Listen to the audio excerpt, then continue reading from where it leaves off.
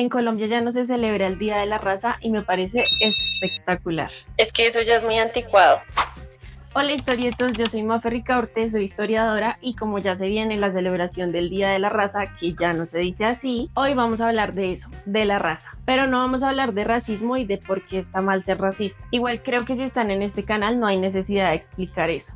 Este video no va a ser una cantaleta. Lo que vamos a ver es cómo el concepto de raza ha evolucionado desde el encuentro entre los europeos y las personas que existían en lo que hoy llamamos América. Cómo se relaciona eso con el capitalismo mundial y por qué hablar de un Día de la Raza hoy es lo más anticuado del mundo, pero al mismo tiempo no podemos dejar de hablar de raza. Si quieren ver más videos así, los invito a suscribirse y así veo que les gustan videos como este y hago más para el canal. En Colombia se conmemoraba el Día de la Raza desde 1914 y era como un intento de conectar la cultura española con la cultura colombiana. Sí, ya sé, horrible. Pero en 2021 el Ministerio de la Cultura estableció el Día de la Diversidad Étnica y Cultural de la Nación. El objetivo de ese cambio era que nos reconociéramos como un país pluriétnico y multicultural y dejáramos atrás el concepto de raza, que es anacrónico y discriminatorio. ¿Pero por qué es anacrónico y discriminatorio? Empecemos. Lo primero que debemos tener en cuenta es que el concepto de raza cambia dependiendo de los contextos, de las personas y como de cada época. No es lo mismo hablar de raza en la época de la conquista a hablar de raza en medio de un congreso científico durante el siglo XX. Realmente la definición de raza en cada época nos permite entender qué era lo que estaba pasando en esa época y por qué algunas personas terminaban siendo más importantes que otras. Y además que eso fuera normal. Creo que todos crecimos en el colegio conmemorando el Día de la Raza con lo que se celebraba de cierta forma como la llegada de Cristóbal Colón a América. Algo ya muy problemático. Y es que si lo piensan, el solo hecho de decir la llegada o el descubrimiento o lo que sea ya tiene una carga encima. Una vez les hablé de eso en Instagram, que si no me han ido a seguir, los invito a seguirme, @loshistorietos. No es igual hablar de llegada a hablar de descubrimiento. Como si las personas que vivieran acá en esa época no fueran nadie y después de que llegaron los europeos fueran descubiertas.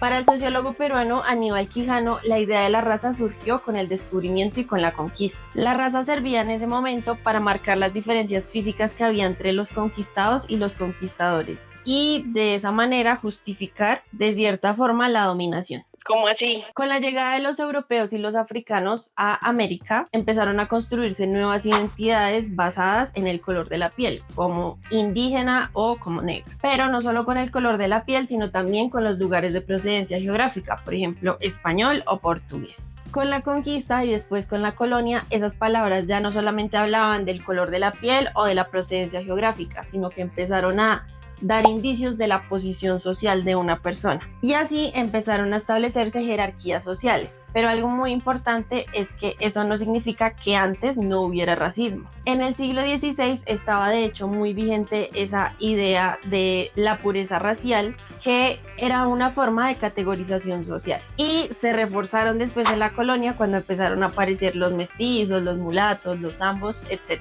Esas denominaciones servían para crear una sociedad jerarquizada en función de explotar a los no blancos, o sea, a los indígenas y a los africanos. Y esas ideas siguieron incluso a pesar de las independencias latinoamericanas. El hecho de que se hubieran creado países independientes no significaba que todos estuvieran en igualdad de condiciones. Un ejemplo es Colombia. Aunque nosotros nos independizamos en 1819, los negros siguieron siendo esclavos hasta 1851. Y bueno, hoy en día al menos sabemos que los seres humanos somos idénticos en un 99%, indiferentemente del color de piel. Pero en su momento la ciencia también contribuyó al racismo. Algunos científicos como Linneo, Darwin o Spencer justificaron las diferencias humanas físicas basándose en la idea de la raza. Según sus interpretaciones y estudios, los occidentales eran los más superiores dentro como de la cadena evolutiva del mundo. Y en la base de esa pirámide estaban los africanos. Filósofos como Hegel y Kant también tienen textos de ese estilo. Actualmente, algunos científicos sociales establecen que esas jerarquías que se plantearon en ese momento son las que sostienen y justifican de cierta forma el capitalismo mundial. Y no me digan que nunca se han preguntado por qué hay unos países más ricos que otros. No tiene que ver totalmente con el color de la piel, pero sí suma. Esas justificaciones pseudocientíficas facilitaron el desarrollo del capitalismo, convirtiendo a América y a África en colonias explotadas por los europeos occidentales. Incluso algunos héroes de la patria como Francisco José de Caldas sostenían que los negros debían ser dominados. Y lejos de mejorar, el racismo científico en el siglo XX empeoró. En esa época se empezó a popularizar mucho la idea de la eugenesia, sobre todo en espacios no solamente científicos, sino también públicos y gubernamentales. Con la eugenesia se sostenía, o uno de los objetivos de la eugenesia más bien, era que las razas inferiores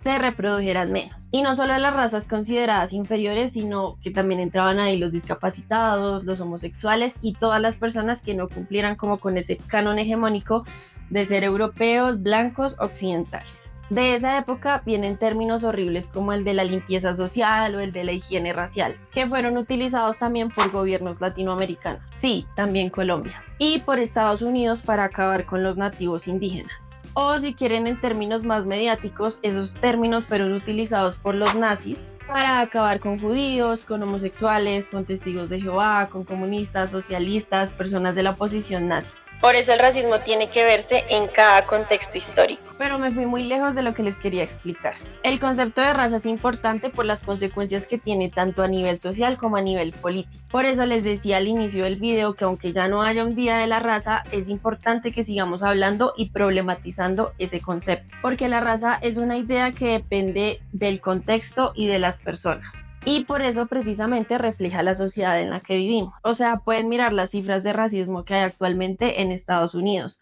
O, para no ir tan lejos, pueden ver la lista Forbes. ¿Cuánto hay que bajar para encontrar un negro millonario en esa lista? O peor aún, una mujer negra. No es casualidad, muchachos, el racismo tiene consecuencias reales.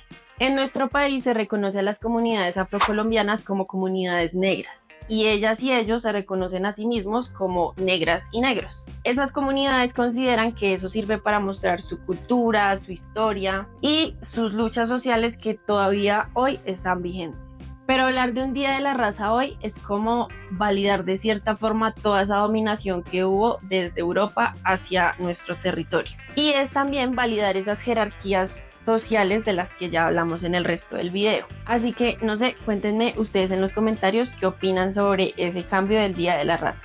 Y eso fue todo por hoy, espero que les haya gustado muchísimo el video, no olviden suscribirse al canal para ver más videos como este, compartan este video con sus amigos, familia, sigan a Los Historietos en redes sociales, en Facebook, Instagram, Twitter y TikTok como Los Historietos. Un abrazo y nos vemos el próximo domingo. Chao.